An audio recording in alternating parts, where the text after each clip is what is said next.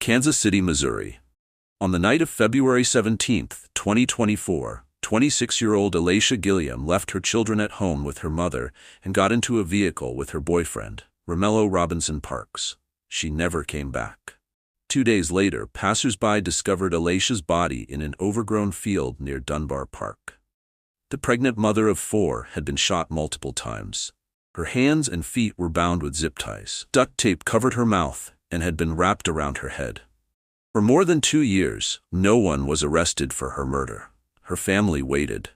Her children grew up without their mother, and investigators quietly worked behind the scenes, collecting evidence and trying to piece together what happened during the hours between Elaysha getting into Romello's vehicle and her body being found in that vacant lot.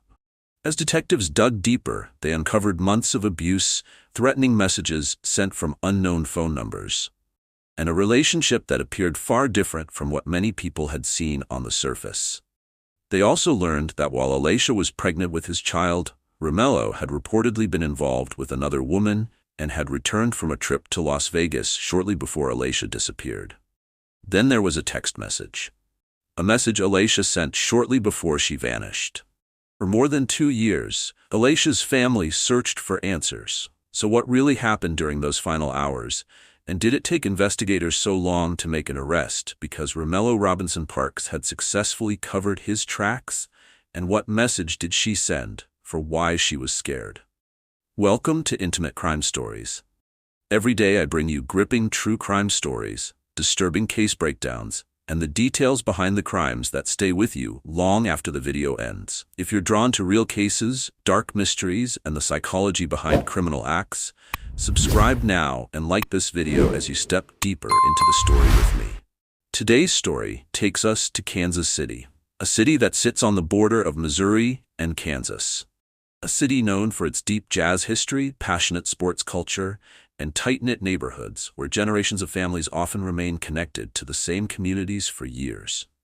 For many residents, family, friendships, and local roots play a major role in daily life. It was in this environment that Elaysha Gilliam was born and raised. She spent most of her life in the Kansas City area, surrounded by family and friends who would remain important parts of her life as she grew older. Like many young women growing up in the city, she built strong relationships with the people around her and stayed closely connected to her roots as she entered adulthood. She attended Raytown South High School, where she developed friendships that would continue long after graduation. Those who knew her described a young woman who enjoyed being around the people she cared about and who looked forward to building a future for herself. After high school, Elaysha continued her education at Kansas City, Kansas Community College. As she moved into adulthood, her priorities gradually shifted toward building a life for her growing family. Motherhood became the center of her world. Over the years, Elaysha welcomed 4 children into her life. Raising them required patience, sacrifice, and commitment, especially because some of her children faced significant medical challenges. One child relied on a feeding tube, while another lived with sickle cell anemia. Medical appointments, treatments, and daily care became part of the family's routine. Despite the demands, her children remained her focus. Family members often helped support one another, creating a network that allowed Elaysha to navigate the responsibilities that came with raising 4 young children. By 2024, she was not only caring for those children, but was also expecting another baby. Outside of motherhood, Elaysha remained active on social media, where much of her life unfolded through photographs, posts, and interactions with friends and family. Her page reflected the milestones, her pregnancies, celebrations, and ordinary moments that made up her day-to-day life. It also offered a glimpse into her relationships. For years, Elaysha's social media featured a man who appeared to be the father of at least one of her children.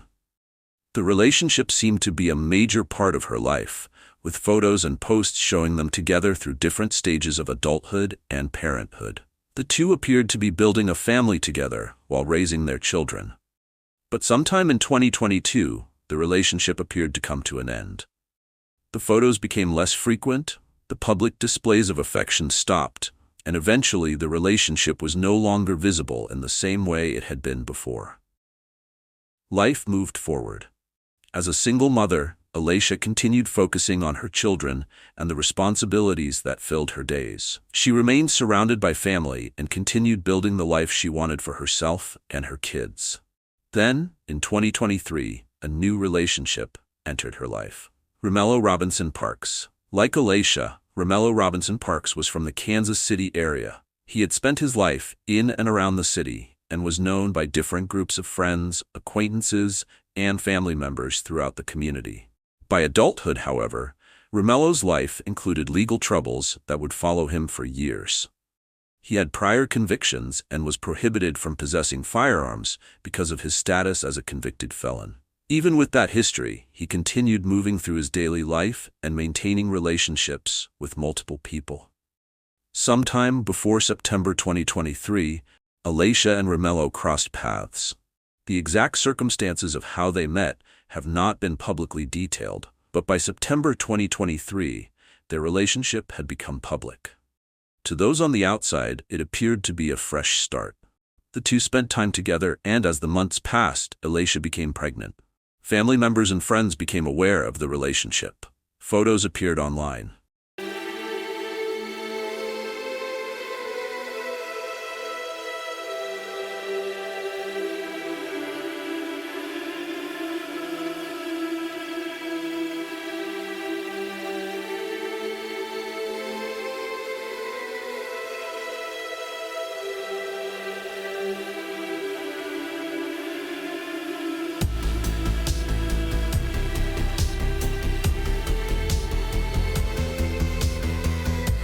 The relationship became part of Elaysha's daily life, just as motherhood, work, and family responsibilities already were. But beneath the surface, problems began to emerge. People close to Elaysha described a relationship marked by tension, arguments, jealousy, and control. Friends were concerned by things they were hearing and seeing. Elaysha even confided in them about problems inside the relationship. Others described incidents that raised alarm. As the relationship continued, problems began surfacing. Friends described arguments, tension, and incidents that caused concern. Some believed the relationship had become increasingly controlling, while others worried about Elaysha's well-being as the months passed. At some point, Elaysha began receiving threatening messages from unknown phone numbers. The messages added another layer of stress to a relationship that was already becoming more complicated. Friends also became aware of incidents that they believed had turned physical. One incident was later connected by those close to Elaysha to the loss of a twin pregnancy, a painful experience that added further strain to an already troubled relationship. Despite the problems, the relationship continued. By early 2024, Elaysha was pregnant and preparing for the arrival of another child.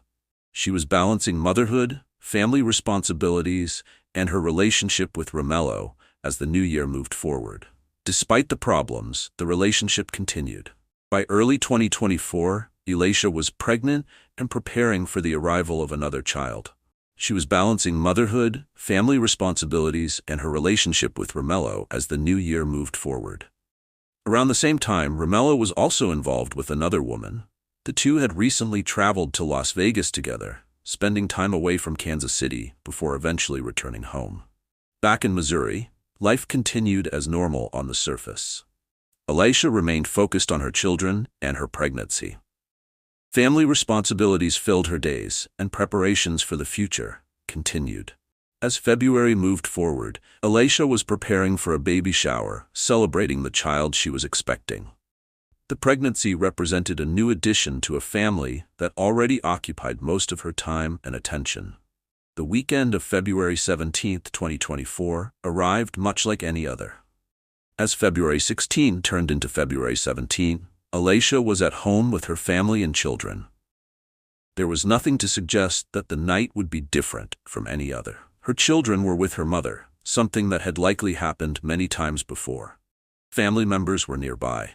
The routines and responsibilities that had shaped her life for years continued as normal. Sometime around 12:30 a.m., Elaysha prepared to leave. She told family she was going to meet Romello Robinson Parks. A relative watched as she left the home and got into a vehicle with him before the two drove away together. It was the last time anyone in her family would see her alive. At some point later that day, a message arrived. Elaysha texted a relative and explained that someone had broken into Romello's house. The message itself was concerning, but what stood out even more was what she said next. She told her relative that she hated when things like that happened because Romello would get angry at her. The conversation ended. As the hours passed, communication became less frequent. Then it stopped altogether. Family members attempted to reach her. Calls went unanswered. Messages were not returned. At first, there may have seemed to be simple explanations. Plans change, people get busy, phones die. But as more time passed, concern began to grow. Elaysha was a mother. Her children were waiting for her at home. She had left expecting to come back. By the end of the weekend, the people closest to her knew something was wrong. Then on February 19, 2024, just before midnight, two people made a disturbing discovery near East 36th Terrace and Oakley Avenue in Kansas City. Near Dunbar Park sat an overgrown vacant lot. Inside that lot was the body of a woman. Police responded to the scene and quickly realized they were dealing with a homicide investigation. The woman had suffered multiple gunshot wounds. Her hands had been bound with zip ties. Her feet had been bound with zip ties. Duct tape covered her mouth and had been wrapped around her head. Investigators worked through the scene, documenting evidence and attempting to determine who the victim was and what had happened to her. Before long, the victim was identified as Elaysha Gilliam. The fears her family had been carrying for days were confirmed. Elaysha was gone. The Jackson County medical examiner later determined that she had been killed by multiple gunshot wounds. The injuries included wounds to her head, neck, torso, arm, and buttocks. Investigators also confirmed something else. Elaysha had been pregnant. The mother of 4 had been expecting another child. As news of her death spread, questions quickly began to emerge. Who had killed Elaysha? What had happened after she left home? And where had she been during the time between getting into Romello's vehicle and being found in the vacant lot near Dunbar Park? For Elaysha's family, the days that followed were filled with questions. She had left home expecting to return. Instead, she was gone. As news of the case spread throughout Kansas City, authorities announced a reward of up to $25,000 for information leading to a conviction. At the same time, detectives began working backward through the final days of Elaysha's life. They interviewed family members, they interviewed friends, they reviewed her communications, and examined the relationships that had been part of her life in the months before her death. As those conversations continued, a troubling picture began to emerge. Friends described repeated problems inside Elaysha's relationship with Romello Robinson Parks. Some spoke about arguments, others described controlling behavior. Several people discussed incidents that had worried them long before Elaysha disappeared. Detectives also learned about threatening messages Elaysha had been receiving from unknown phone numbers. The messages became another focus of the investigation. Investigators worked to determine who was sending them and whether they were connected to the events that led to Elaysha's death. The deeper detectives looked, the more attention shifted toward Romello. Phone records were obtained. Digital evidence was collected. Investigators began reconstructing movements, communications, and locations connected to the people involved in the case. As they reviewed those records, detectives discovered activity that placed Romello's phone in the area around Dunbar Park during the period they were examining. That finding became one of many pieces investigators added to the growing timeline. On March 5, 2024, detectives sat down with Romello and asked him about Elaysha. Romello told investigators that he had been out of town in the days leading up to her death and said he only learned about what happened after returning from a trip. He also stated that he had not seen or spoken with Elaysha since Valentine's Day. Detectives continued questioning him about his movements, his relationship with Elaysha, and the days surrounding her disappearance. During the interview, Romello claimed that he had also been receiving threats from unknown people. When investigators asked about those threats, the conversation produced few answers. As the investigation continued, detectives kept gathering evidence. Items recovered from the crime scene were submitted for forensic testing. Laboratories examined physical evidence, while investigators continued reviewing witness statements, digital records, and leads generated throughout the case. Months passed. Then, more months. The investigation remained active. Behind the scenes, detectives continued receiving results from evidence submitted for testing. One of the most significant developments came from DNA analysis. Testing identified DNA linked to Romello on a piece of latex glove recovered from Elaysha's hair. Additional testing also identified his DNA in Elaysha's mouth and beneath one of her fingernails. Detectives compared those findings with the rest of the evidence they had collected.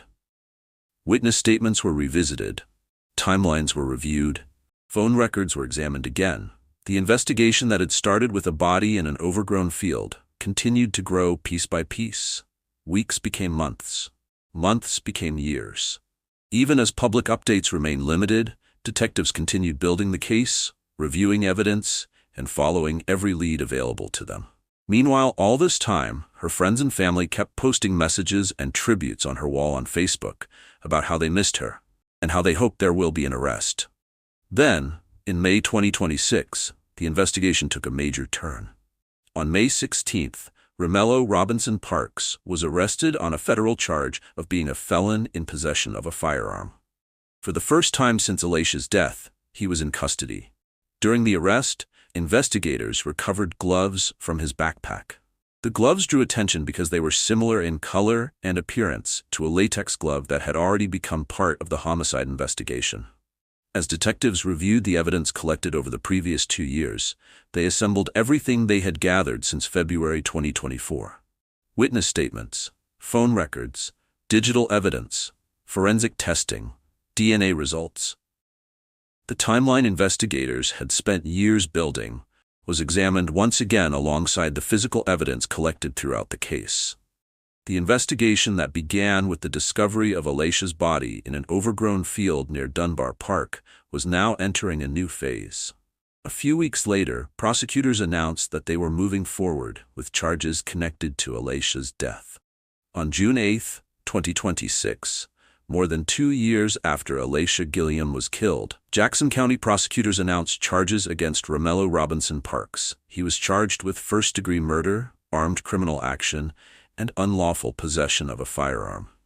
At the time, he was already in federal custody and was expected to be transferred into Jackson County custody while the case moved forward. A judge set bond at $100,000 cash only. For Elaysha's family, the announcement marked the first major development in a case that had remained unresolved for more than 2 years. But while charges had finally been filed, the legal process was only beginning. The questions that had existed since February 2024 had not disappeared. Instead, they were now headed into a courtroom, where both sides would have the opportunity to present their evidence, challenge the investigation, and argue their version of what happened during the final hours of Elaysha Gilliam's life.